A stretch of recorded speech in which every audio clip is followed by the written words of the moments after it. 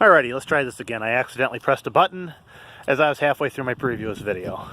Anyways, this is my 1-year update on my 1988 Chevy Celebrity Eurosport. I purchased this car last February from Rawhide in New London, Wisconsin.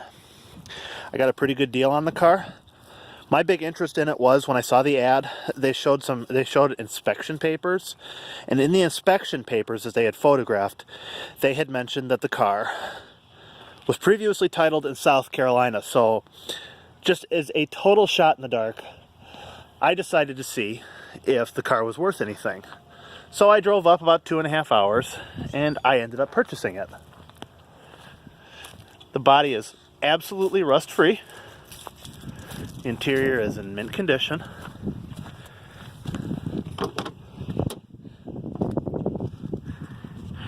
The interior is just absolutely spotless. Everything works.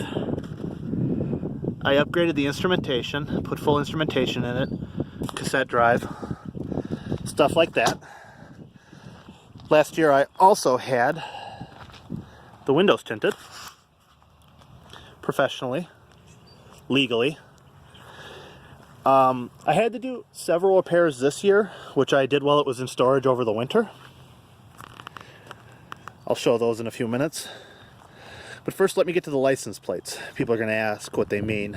For those who don't live in Wisconsin, Wisconsin will issue collector's license plates, which never expire, to any car 20 years or older.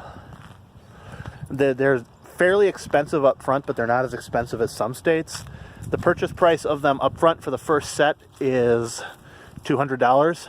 Then any subsequent set after that is $150. This is my first set. I decided to purchase them because the car isn't driven in the winter. The two requirements to have these license plates are you must have another vehicle registered with regular registration, which is $75 annually. No emissions, no inspections around here. And the vehicle is not legal to be driven in January, but you can get an extension or a temporary plate, which this car sits in a storage shed and I don't drive it. So, but various things I've done to it include I've put a new air conditioner in it, full tune-up, tires, brakes, some suspension work, fuel pump. When I call this car my basket case, I genuinely mean this car was an absolute pain in the ass. I am not gonna sugarcoat that one. Right after I had gotten the car, I decided to do a full tune-up to it.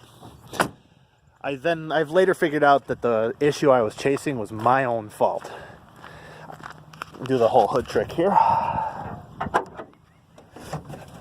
Put the hood all the way up. When I was doing the tune-up, the plugs and wires right here, I accidentally oriented them wrong because the ignition coils are difficult to reach down there, and with the air conditioner in place, which when I did the tune-up it's hard to reach and see. I reversed the wires, like I had actually totally reversed them, and when I tried to start it, it backfired. Well, then I rearranged them again. It backfired again. I didn't have a chart for it, and the ignition coils on this car don't have their numbers anymore. I know which plug's which, and I know which cylinder's which, but the ignition coils weren't listed. And for some reason, that's backwards.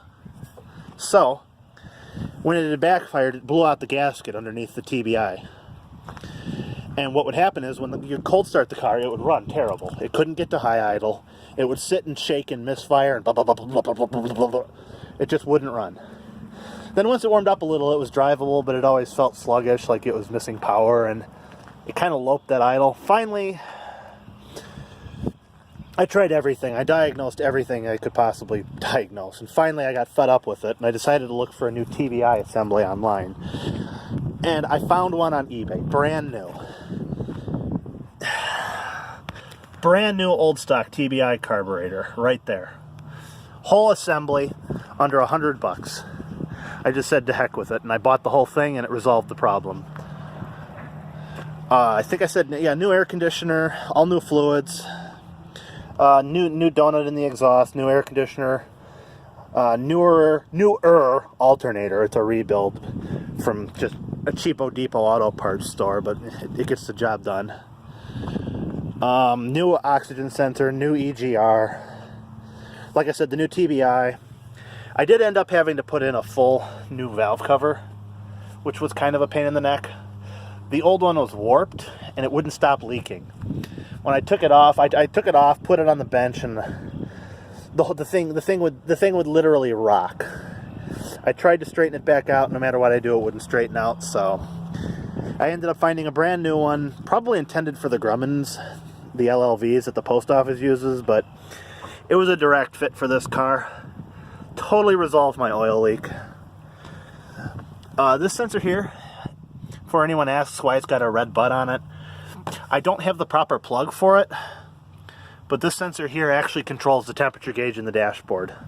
Wiring's all the same. I took the instrument cluster out of a V6, so I could have that temperature and voltage gauge, because this didn't originally have it.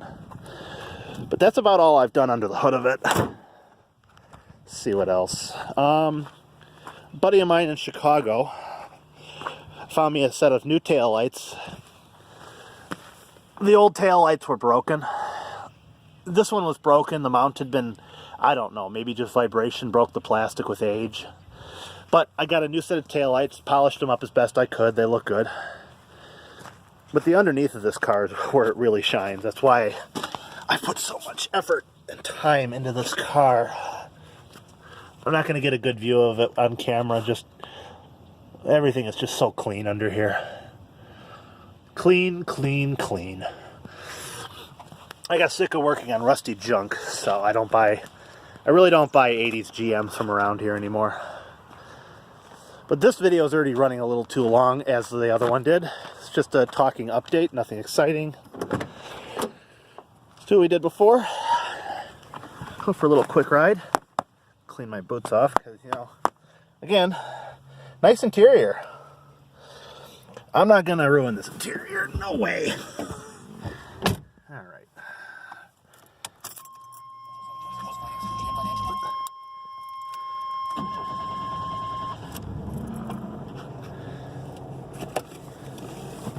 Starts right up, purrs like a kitten. Actually, this one runs a little better than Rusty. This Iron Duke is a little different than the one in my 86 Century.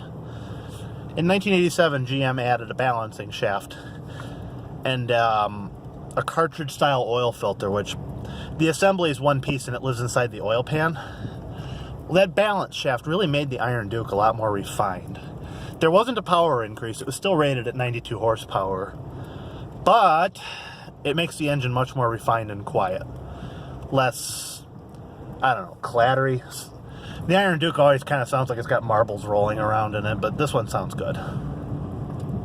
I had to put a new windshield on this car because I'm an idiot. When I swapped in this instrumentation, when the power connector behind popped off, which is part of the dash and then seats into it, it smacked up right behind the mirror, right in that little area right there, and it put a huge star crack in the windshield, which is a real shame because it was the original PPG glass from GM. But accidents happen.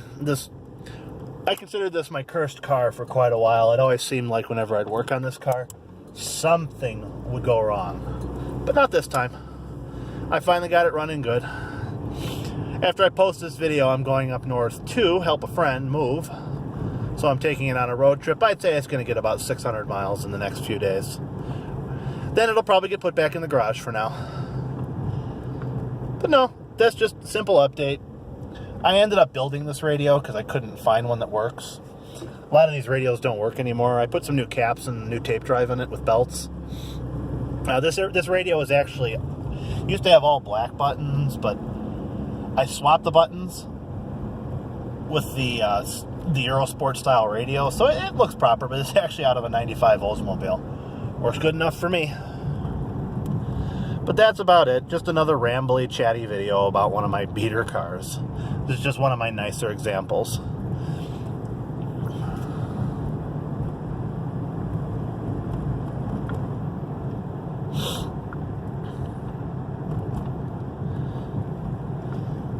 Maybe eventually I'll learn how to film videos better. But for now, I just ramble. People seem to enjoy it. There's still work the car needs, honestly. It does need a heater core, but I don't really drive it in the cold months, so it doesn't really bother me. It isn't leaking. But every now and then when you turn the heat on, you'll get that sweet syrupy smell. Not overwhelming. It doesn't steam the windows up. It's just very subtle. It's a very subtle smell in the very bottom of the heat. You really have to have the heat cranked all the way up and the fan all the way on to smell it, but it's there. It'll need a heater core. Not a surprise. The car is 30 years old. Actually 31 this year.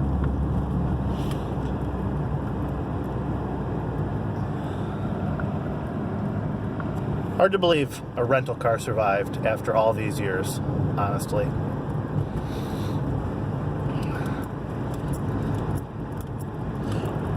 Alrighty, well, this is 11 minutes long, so I'm going to stop here and talk to you guys later.